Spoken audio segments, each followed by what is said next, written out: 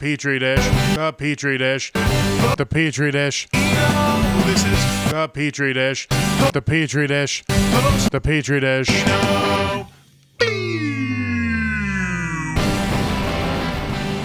This is the Petri dish. There's something growing in here, and today, it's nothing. Today, nothing's growing in here.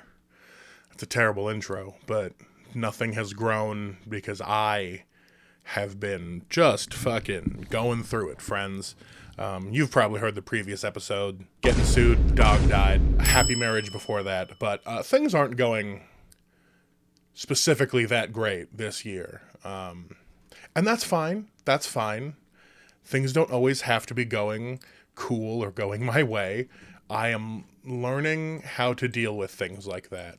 That makes it sound like I'm a child. My psychiatrist forced me to get a therapist. I went to my psychiatrist last week or the week before, and she said, you need to be on antipsychotic meds. So that's been a new adventure. She was right. These meds kick ass, and I feel like a normal human again sometimes. That means that I'm going to return to my fucking God complex ass self. Not in so many words. I got to work things through with my therapist on the amount of comedic hyperbole I use. My therapist told me I need to lock up my guns. I'm not going to go into details. No, you know what? Let's get into the details. Her exact quote was, "You talk about shooting yourself and others too much for me to be comfortable with you having guns in the house." And I said, I need my guns because I am America. So, of course, I've never hurt anyone or even attempted to hurt myself with guns.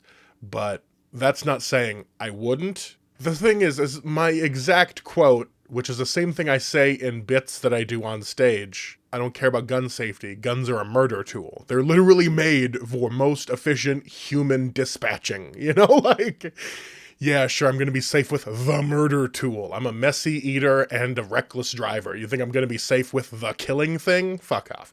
But in all reality, that's the thing I'm the most safe with. So now it's got a slide lock on it. I don't just keep one in the chamber ready to go at my bedside like I did before. Now I gotta take at least 5 seconds to unlock a key before I get locked and loaded. So just talking about guns right off the bat for you guys. That's what's growing in my mind today, is talking about guns. I don't talk about guns enough for how much I do actually like them. And that's for a reason. I don't like to advertise like, ooh, I got guns. I don't want to have to use them because that shit's expensive. You're like, if you shoot somebody, you lose that gun. You probably lose all the bullets to that gun, and you lose a lot of chunks of time having to justify why you shot that guy, assuming you aren't already going to jail. So it's like, if you shoot somebody, that's like no less than $1,000 down the drain. So you gotta like hate that person at least $1,000 amount. And I don't know that there's anybody on earth I give a shit about enough to give that amount of money to. Like, I was already against paying $200 a plate for people I really like to be at my wedding. You know what I mean? I'm not going to shoot somebody for $1,000. So I'm not going to, if I didn't want 5 of my closest friends to eat with me at my wedding, what would make you think I wanted to shoot a random guy for money I don't fucking have? Anyway, I'm on new drugs. I'm on new drugs, guys. That being said, I really needed to be on these drugs because I cannot stop fucking up at work. Guys, I started a new job at the beginning of the year. It's been slow going, what with the whole dog dying, took time off. My training was slow. I'm not 100% in my brain. And so I fucked up a thing I have to do to like verify my identity. I have to verify my identity by having like an ID and a bunch of mail, but I don't get physical mail. I get email notifications like say, hey, your account statement's ready for you. Like, I don't fuck with physical mail because I'm not 55 years old. But in order to do this identity proofing, I have to have like 2 physical, like a utility bill and a bank statement. I'm like, fucking, the only time I get those utility bills is when they accidentally forget that I'm on the email situation. I'm on the email, guys. I'm 100 years old. I'm on the email. Send me that shit. So yeah, I fucked that up, and I fucked up today Well, not today, but when you hear this, I fucked up the day of my proofing, because it was supposed to be at 6:20 a.m. Eastern time, and I am on Pacific time, meaning I was supposed to be up and ready for a meeting at 3:20 a.m., which I was not. I was up for 6:20 a.m., checked my email and went, fuck. Called those people up. They said, yeah, you fucked up. So now I got to do it later. But I just can't stop fucking up at work. So I'm taking this week to like really understand what the fuck I'm doing at my job before I get fucking fired. And have to do fucking podcasting again full time, which is not a thing I can do. Even when I was unemployed, I wasn't podcasting because I wasn't fun to be around. Let's see. So that's me. That's me this week. This week I am on new medication. I am thinking about things that I have not thought about in a while, and I am going forward. Sad Giants update. We have another song sort of bagged and tagged over to our producer, and we are working on 2 or 3 more new ones, meaning we got like 5 new songs like in the hopper, and we have like a dozen more that I think are ready to go. So Sad Giants album 2025 looking pretty fucking good. Don't forget to go listen to Worthy of Love. I know that track came out last year and it's old hat by now, but I still think it's a solid song. So if you feel like you are worthy of love, please go check out Sad Giants song. New stuff coming soon, I promise. Let's get into some fucking news. Oh, there's a kitty cat. Can you guys hear him? He's back there. All right. I'm just going to let that cat meow in the background. Guys, Bill Burr has been vocally shitting on Elon Musk, as all of us have. Fuck you, Elon Musk.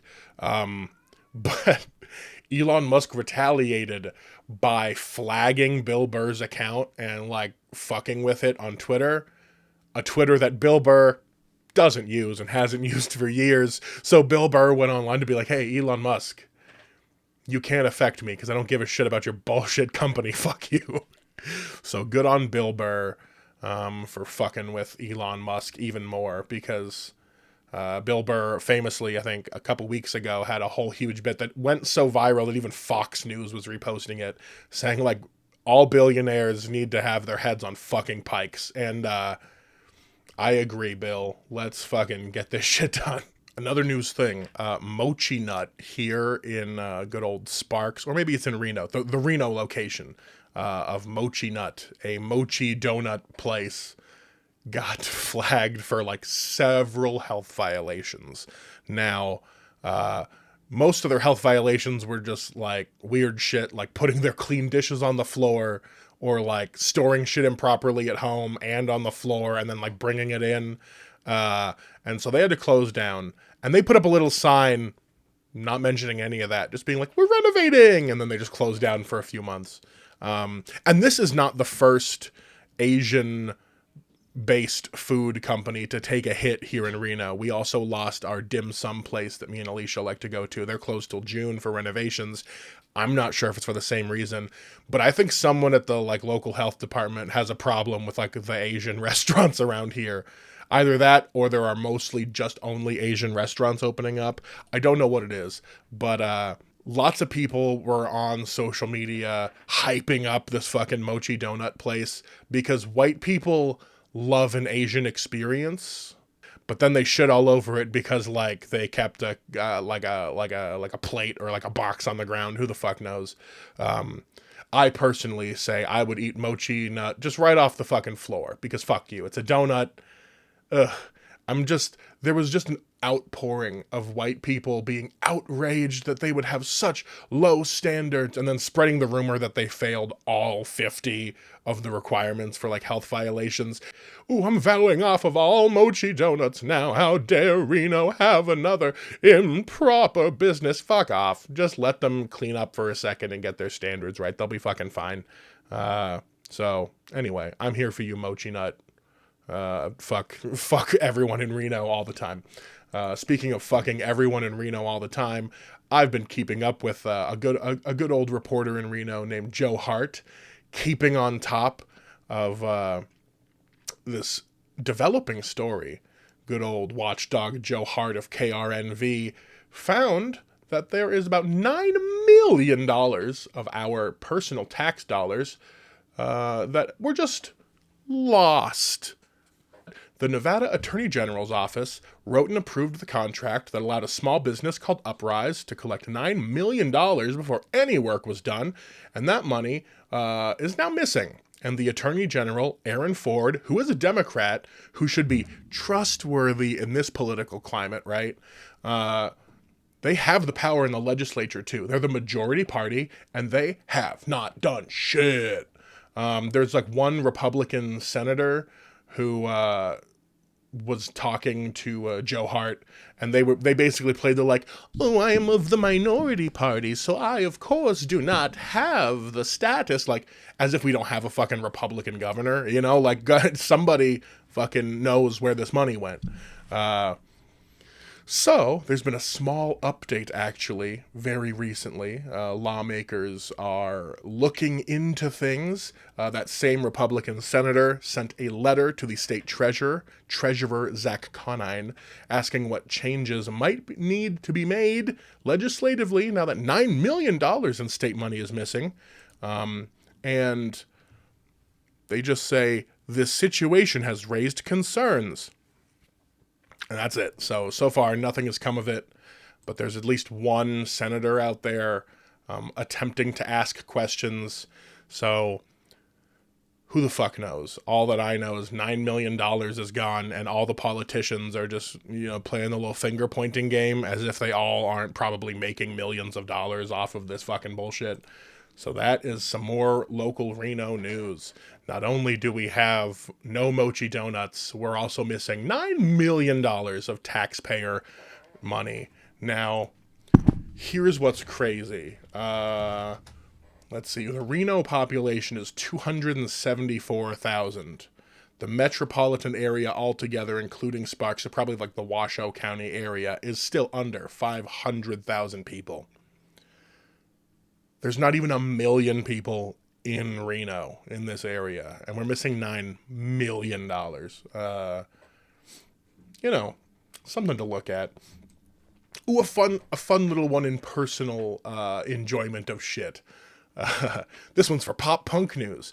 Recent footage surfaced of Damon De La Paz, who is I think he's the frontman of Phoenix TX, a band that's also of the pop punk genre, who opened for Blink-182 a lot back in the day.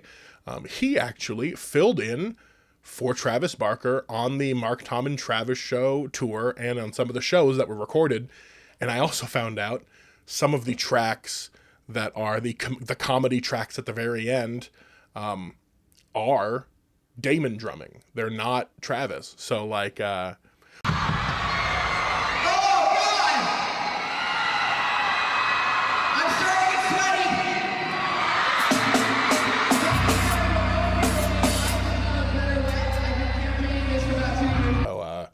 I don't know. That was just a fun little bit of pop punk trivia for me to learn. You know what? I think we're about running up to the end of anything that I'd care to talk about. What we covered donuts. We covered money. We covered Blink-182. What else do you need? Donuts, money, and Blink-182. Those are everything that are going on in my brain today. We will be back with guests soon. We'll be playing more games, talking a lot less about donuts and Blink-182, but I just wanted to put something out this week because things are happening. I am active. Things are going. I sound like Donald Trump now. Things are happening. Bigly stuff is going to be coming. I have concepts of a podcast. All right. You know, when I'm hitting the Donald Trump impression portion of the podcast, it's time to call it a day. So thanks for tuning in. We'll catch you next week.